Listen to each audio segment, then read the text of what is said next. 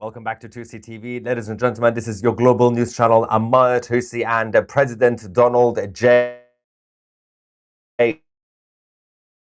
Trump has caused absolute chaos inside this update on what is going on in Iran, but we're also going to go live to Beirut. This is the live footage that we have over the last few seconds. We've seen more strikes by the Israeli defense.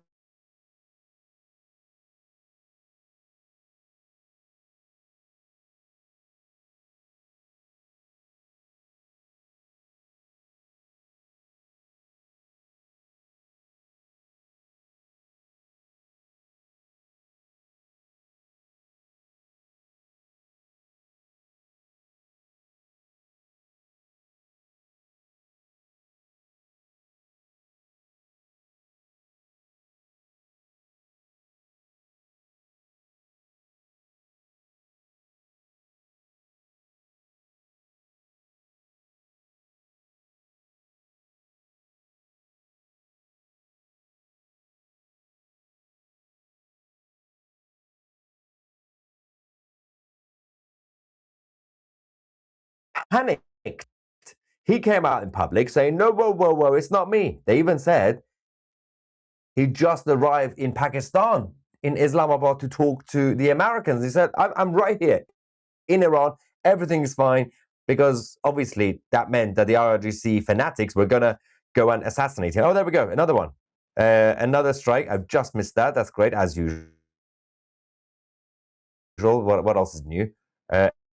Every single time we have the live feed, I tend to miss the moment of strikes. Anyway, and President Trump caused chaos. He essentially said, oh, yep, when I said somebody is talking, it's not from the current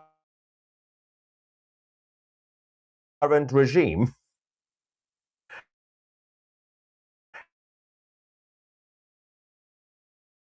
The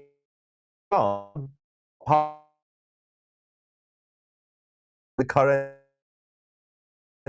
leader, and he said that he's not like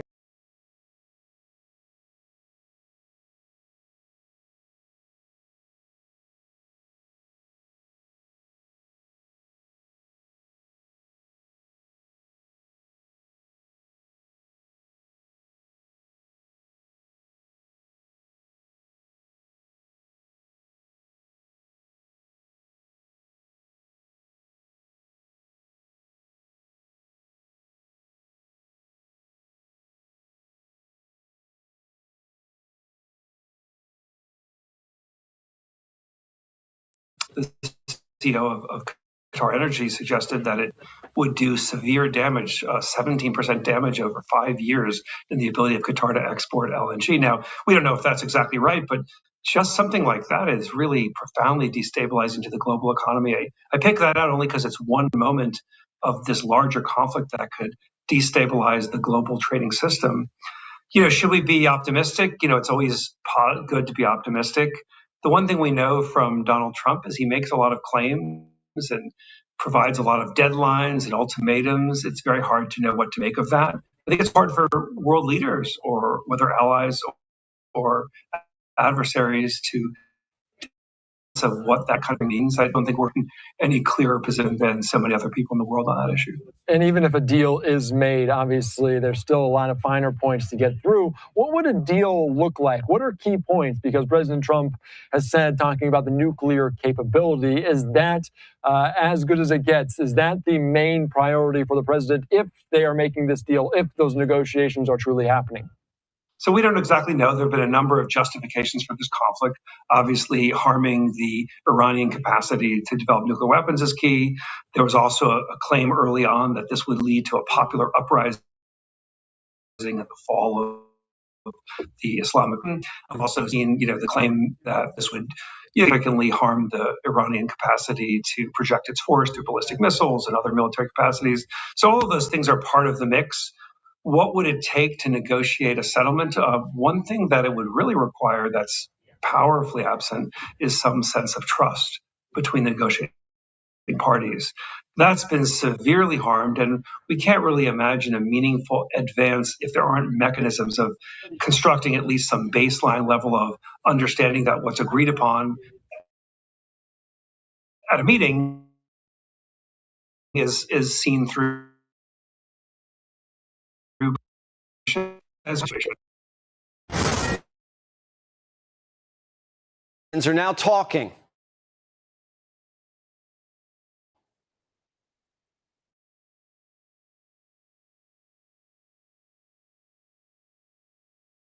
Based on preliminary conversations between and over the past 2 days, then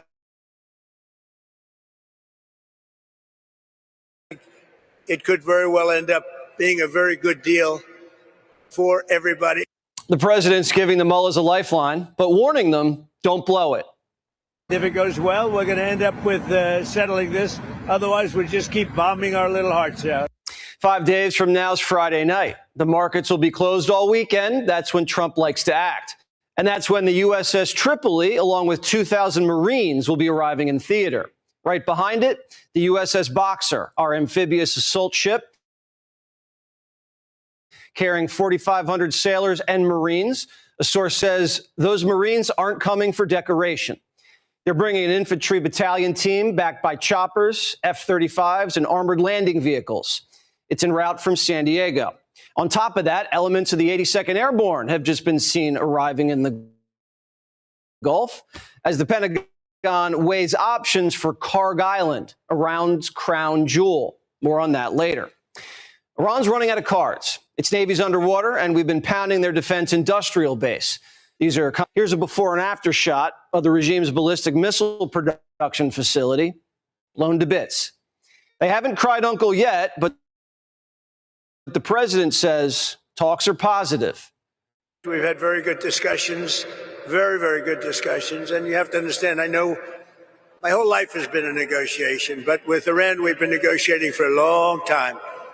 And this time they mean business. And it's only because of the great job that our military did is the reason they want to settle. Saturday, he gave the mullahs a 48-hour ultimatum to open up the strait or he'd bomb their plants.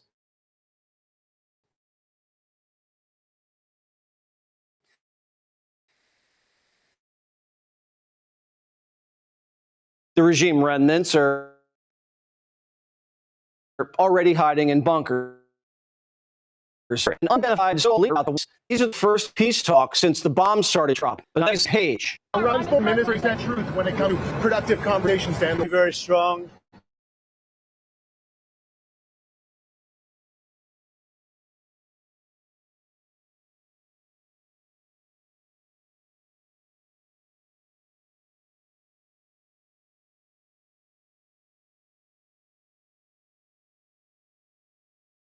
Program and how many civilians they slaughtered. Maybe Iran's trying to look tough to keep their population in line. Or maybe since they're all hiding with no cell phones, CIA thinks he's wounded and he might not even know he's in charge. We haven't seen proof of life. And while he's on an IV drip, the Republican Guard's consolidating. Literally, the head of Iran's militia escaped into a forest and pitched a tent. Ordinary Iranians spotted him making a fire, tipped off Mossad, and the IDF took him out with a missile. Chief forces of Iran.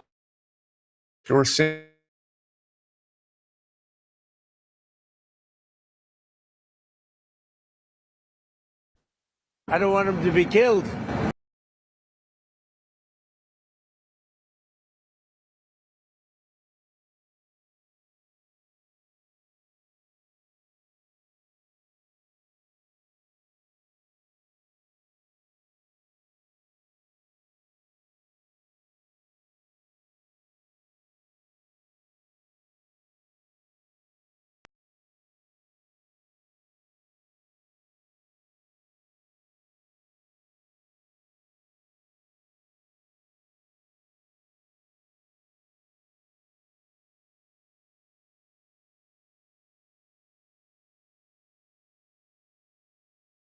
They want very much to make a deal. We'd like to make a deal too. Otherwise, we'll just keep bombing our little hearts out. My guess is he's working on himself to find a way to pull out of this thing and claim some type of victory, which of course he will do. We're not going to allow him to walk away, rearm himself, prepare himself, and then launch another attack 6 months from now, a year from now. Some people think this military operation is going to make Iran more radical and more angry. That's insanity. No one wants to fight for Israel! I still feel very concerned about what we're committing American troops to, the cause we are. It's for the Greater Israel Project, and a key aspect of that project is to weaken the West. There's so much craziness that I just heard. I don't even know where to begin. Do not interrupt when I'm speaking. I let you speak. Do not interrupt me when I'm speaking. The media expends a lot of energy talking about the influence of Netanyahu's Israeli government on presidential decision-making. It's increasingly clear that the invisible force of the stock market wields equally outsized sway. President Trump famously waited for the markets to close for the weekend before announcing war on Iran. And when the Dow Jones Index plunged 900 points to Monday, CBS was very just in time to rally before the weekend. Imposed a chilling 48-hour deadline for Iran to demonstrate for total obliteration of its energy facilities. This morning, with gas heading up and stocks heading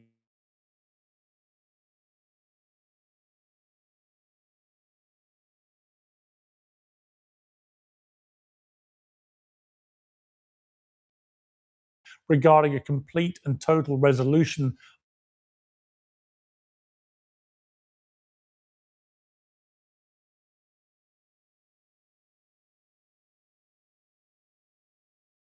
If these talks go well and you reach a ceasefire agreement with Iran,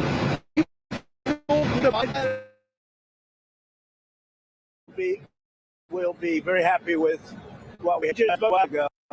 I think guaranteed peace.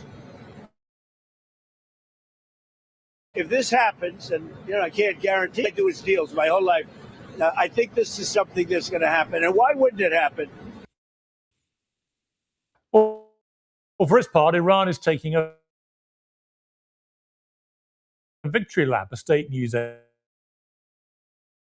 agency denied there's been any contact with Trump and says the US backed down because it threatened to hit targets across West Asia and unleash the ocean. Bombs could reach resolution is extremely unclear. It's hard to see how Trump can declare any kind of victory right now. The regime may be weakened, but it's unchanged and remains in charge. Far from complying with US and Israeli demands, they're still bombing Israel. They're still able to throttle the Strait of Hormuz, and is still sitting on uranium stockpiles. If the best case scenario is that the same regime staggers on, but reopens the strait and pauses its nuclear program, we'll be roughly where we were before the $20 billion war began. The only side crowing about victory will be Iran. Whether the markets like it or not, it's hard to see how President Trump will settle for that. Well, to debate all this, I'm joined by Anthony Scaramucci, the former White House communications director and host of The Rest is Politics US, Hogan Lee, the former White House deputy press secretary in Trump's first term and senior advisor at Power Us, Brian McGuinness, the US Marine Corps veteran turned anti-war protester and Green candidate for Senate, and Goldie Gamari, the former Canadian MP and host of The Goldie Show. Well, welcome to all of you. Anthony Scaramucci, welcome back to Uncensored. Been listening to your stuff on Rest is Politics US, so I know where you come from here. I got to say, I've been really struggling. Normally, I can see the logic of Trump's big moves. I may be distracted by the rhetoric and some of the contradictory things that he says, but I can normally see an underlying logic. I'm really struggling with the attack on Iran, and particularly with its timing, just a few months before the midterm elections. And the reasons I've been struggling, I think, have become is that none of the original war aims appear to have been achieved. And now it looks like, whilst it can't compete militarily, Iran has been very, very adept at competing economically by controlling the Strait of Hormuz, where 20% of the world's oil comes through every day, and by attacking its Gulf neighbors both in its refineries and also in tourist areas, which has had the effect of scaring the hell out of them and the people that may want to live there. I just don't see how any of this constitutes any kind of victory as things stand. And yet I also think there's an impending urgent need for Donald Trump to somehow get out of this. And if that means he declares a Pyrrhic victory, well, so be it. Well, I think, I mean, let's be fair to the president for a second, and let's go to the logic side of this thing. I think the pitch to him was, this is a 6-day war, or a 12-day war, quickly, well, it's very hard, and the most I told him that there would be capitulation, and she's right in the streets and overwhelming the IRGC.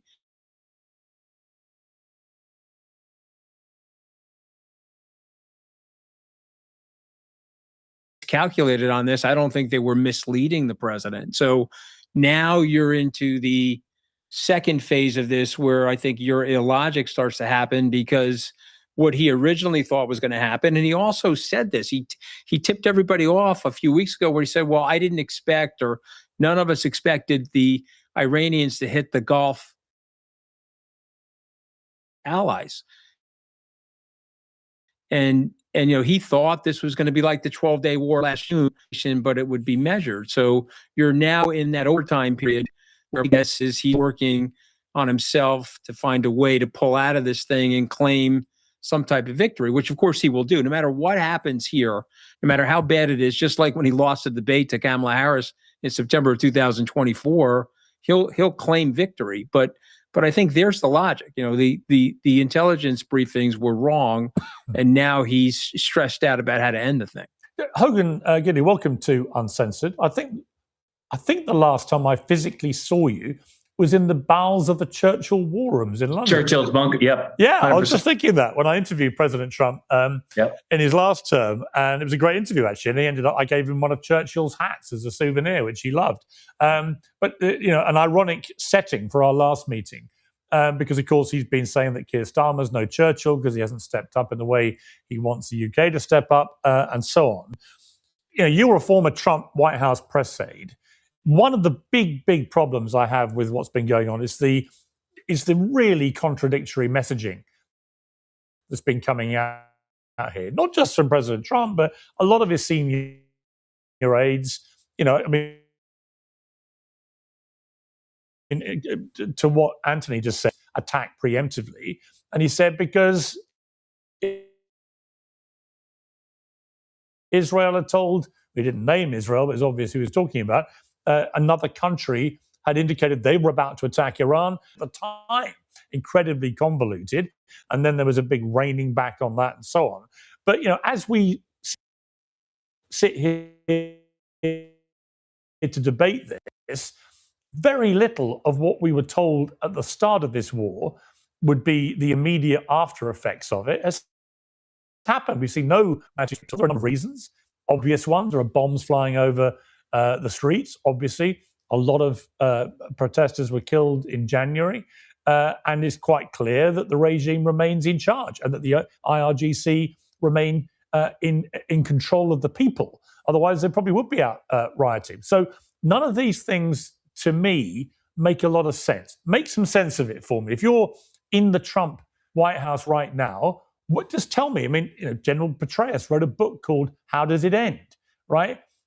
And that should be the question he said you ask when you launch every war. How does this end, and what does actual victory look like? Well, listen, I think there are a lot of factors here that go into these. You mentioned the first administration gained things out top to bottom with all the brilliant from every single branch to find what could potentially happen. These things are all gained.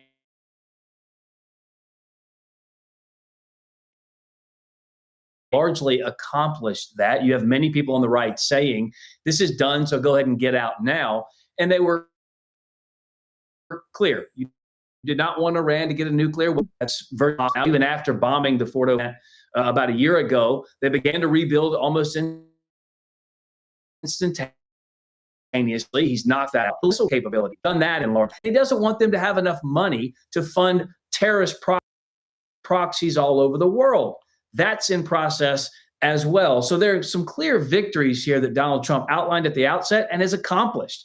The question always is, how long are you going to stay there, and what do you want to happen after you accomplish the things you state you want accomplished? And those things have been done.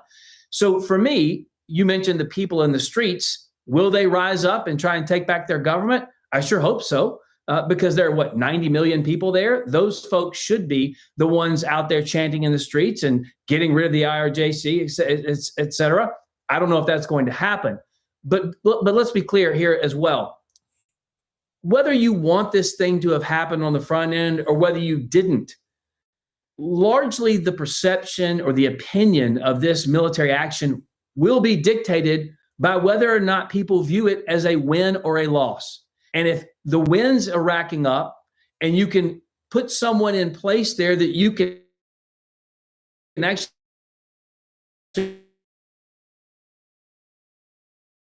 talk to and negotiate with in Iran to allow them to and MAGA hardcore Trump base will go along with. But I think the problem for Donald Trump is going to be certainly electorally in the midterm elections. I think there'll be a lot of people who are on the more moderate side of the Republican Party or independents that voted for him in the general election who are just not happy about this. And all the polling shows they're not happy about this. Let me bring in Goldie. That depends on the outcome, Piers. Yeah, but you see, I mean, Goldie, I'll come to you in a sec. I mean, the thing is, I would say to what you said, no, you nuclear